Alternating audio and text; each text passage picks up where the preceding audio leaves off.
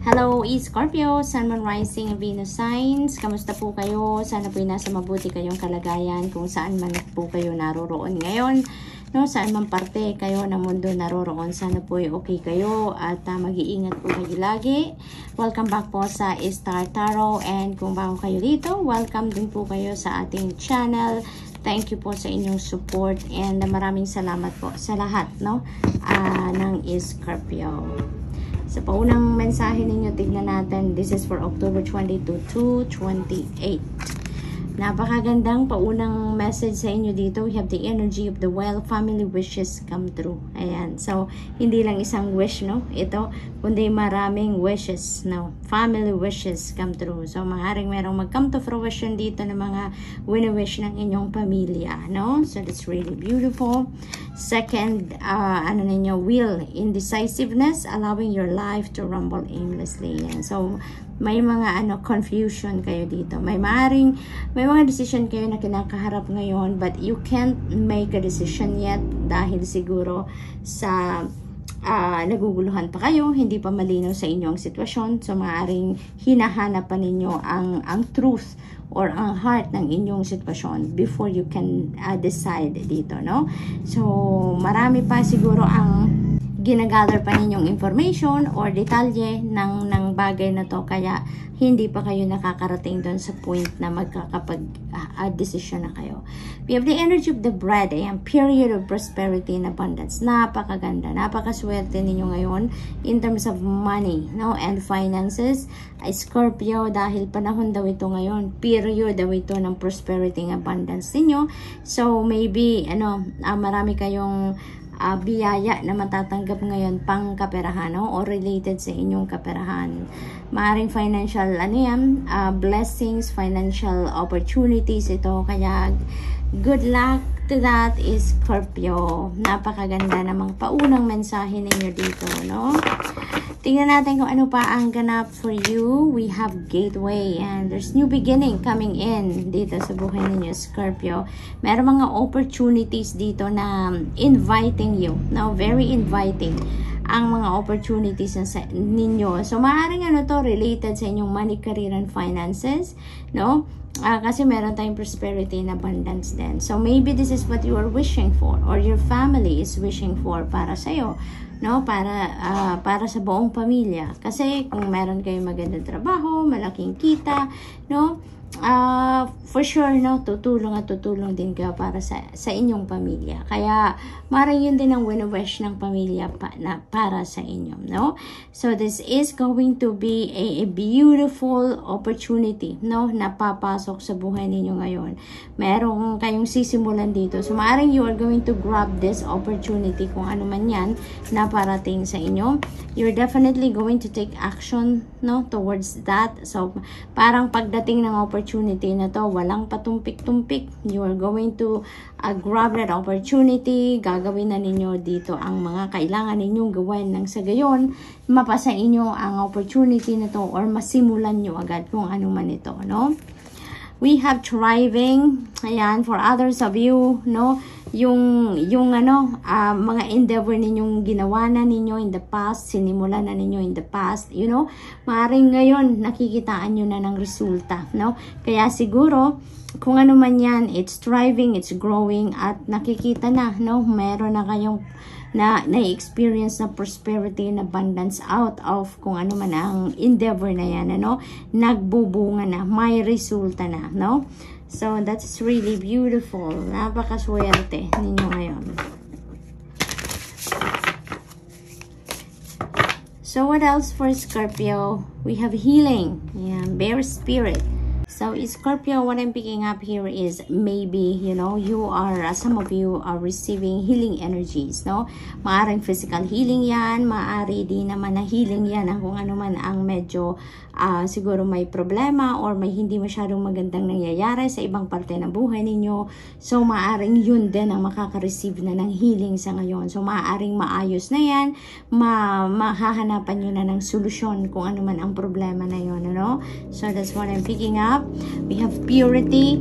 You have the purest of intentions dito, Scorpio. Napakaganda. Kaya siguro kayo binibiyayaan, ano? Family wishes are coming through. Period of prosperity and abundance dito. Kaya you are blessed, no? With magagandang pangyayari at pagkakataon dito because you have that purest of intentions. Yung mga goals ninyo dito, it's not only for you, no? But iniisip nyo din kung paano din kayo makakatulong din sa iba. Iniisip nyo din kung paano kayo makakabless din ng ibang tao, no? Sa pamamaraan ng mga blessings din na natatanggap ninyo. Kaya you are, you are blessed dito. Kasi you are also a blessing, no? For others. We have purification. Ayan, Scorpio.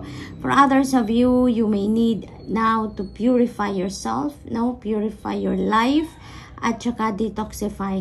Panahon na ngayon para linisin nyo na ngayon ang sarili ninyo. Tanggalin na yung mga negativity sa inyong energy field, sa inyong sarili, sa inyong katawan, sa inyong isip at puso, you know? Kasi maybe, ang iba sa inyo dito, siguro, may mga low vibration feelings, emotions, may mga low vibe na nararamdaman dito ang iba sa inyo. Kaya you may need to bring the balance back sa buhay ninyo. At mangyayari yan when you purify yourself, no? Matatanggal na yung mga clutter sa isip at sa damdamin ninyo, and yun sa energy field ninyo, maaalis na, kumbaga, kung ano man ang hindi na kailangan sa sarili ninyo, no? Then, magiging maayos na din ang lahat. Magiging maluwag ang iyong pakiramdam, magiging maaliwalas ang iyong pag-iisip, at may kapayapaan, no, sa puso ninyo. So, this is a must for you, Scorpio, no, na mag-purify kayo ngayon ng sarili ninyo and purify your life in general. So, tignan natin kung ano pa ang kailangan ninyong marinig yan, right? So, we have the Three of Wands. Ayan. So, parang energy ni thriving dito is also, yun ang napipick up ko dito kay Three of Wands. So, feels like yung mga ginawa na ninyo, yung mga strategy na ginamit ninyo para sa kung ano man ang endeavor ninyo na sinimulan na, no? Parang talagang it's working out for you, no? It's working out perfectly well. Kaya, magandang resulta. Nakakakita na kayo ngayon ng magandang outcome sa mga ginawa ninyong strategy. Maaring ang iba nga sa inyo ngayon nag-iisip na for expansion, no? Nag-iisip na mas padamihin pa, mas mag-expand pa, mas mag-improve pa kung ano man ang mga plano pa ninyong next na gagawin. So maaring ganon.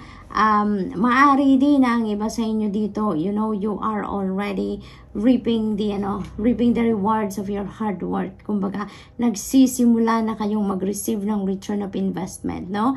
Maaring may mga ganong ganap ang iba sa inyo. Ang iba din sa inyo dito, you know, this is travel din, ano, Scorpio, maaring pinagkakaabalahan ng iba sa inyo, maaring may travel plans kayo, or maaring meron talaga kayong, you're embarking on a travel na talaga as soon as possible. So, maaring may mga ganong ganap ang iba sa inyo dito. And also, maswerte talaga kayo dito ngayon, Scorpio, no? Because this is also good fortune energy. So, kaya pala meron kayong period of prosperity and abundance, wishes are coming through, kasi nasa horizon din ninyo ang suwerte, ang good fortune, no? So, we have 8 of Wands. So, 8 of Wands, no? This is also a travel energy. Kaya, most likely talaga, Scorpio, dito, maraming travel plans ang iba sa inyo ngayon. Or, maaari talaga na pa-travel na kayo, paalis na kayo, babiyahe na kayo. So, maaaring ganun ang ganap dito for some of you.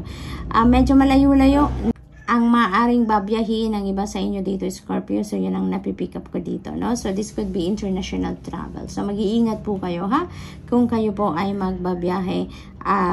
At isa pa, no? May mga wonderful opportunities na maaaring matanggap kayo dito, Scorpio. So, maaaring yung mga opportunity na yan ay maaring it might require you to travel. So, maaring job opportunity to overseas, maari din a business opportunity, or an opportunity for you to expand your knowledge, your studies, mga ganon. So, maaring international talaga ang biyahe ng iba sa inyo dito is Scorpio. So, good luck, no? This is also, fast-moving energy, kaya mabilisan ngayon ang lahat, no? Mabilisan ang pagdedesisyon ninyo. Maaring yung indecisiveness ninyo dito, you would be able to find the heart of your situation na ngayon as soon as possible. Kaya magkakaroon na kayo dito ng pagkakataon na makapagdesisyon na kayo agad-agad, no?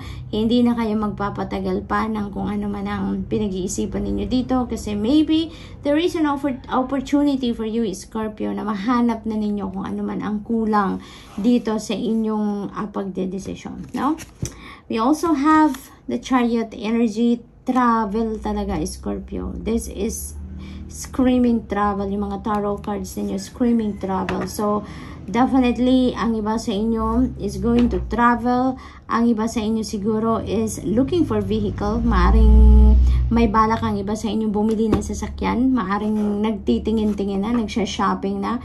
Ang iba sa inyo dito for kung ano man ang balak ninyong bilhing sasakyan, maari din ganon ang ganap dito, no?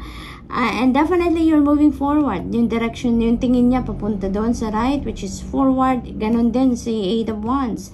Papunta din doon. So, ang action na gagawin ninyo sa ngayon is moving forward. No, there's no other way for you kundi forward movement talaga ngayon ang plano ninyo. So, yun ang mga pinagkakaabalahan ninyo ngayon. How are you going to move forward with your life? Or paano kayo mag-expand? Paano ninyo madidevelop ang inyong mga ginagawa? You are working on the progress, no? So, which is really beautiful. So, good luck to that, Scorpio, and that's all I have for you for the week. I hope nakatulong ang mga mensaheng ito in some way. Thank you for watching. Love and light. Namaste.